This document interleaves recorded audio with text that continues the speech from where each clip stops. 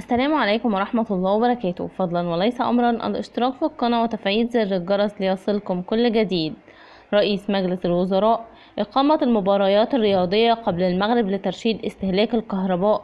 دعونا نتعرف على التفاصيل.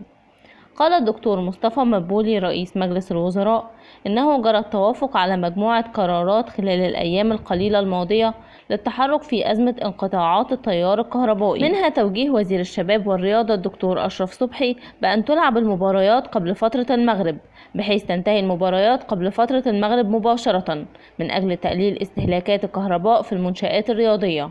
وأضاف مدبولي في مؤتمر صحفي: يجب أن يتم تشغيل أجهزة التكييف على 25 درجة حتى نستهلك الكهرباء بأقل كمية ممكنة. كما تم توجيه أمانة مجلس الوزراء بأن تجتمع لجنة أزمة مركزية يوميا بحيث تضم كل الجهات لبحث تطبيق قرارات مجلس الوزراء على مدار اليوم والساعة.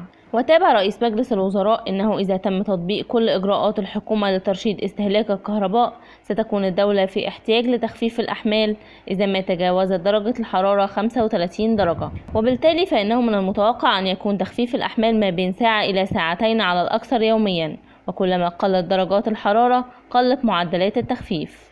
إلى هنا ينتهي الخبر. شكرا لحسن استماعكم ودعمكم المتواصل، والسلام عليكم ورحمة الله وبركاته.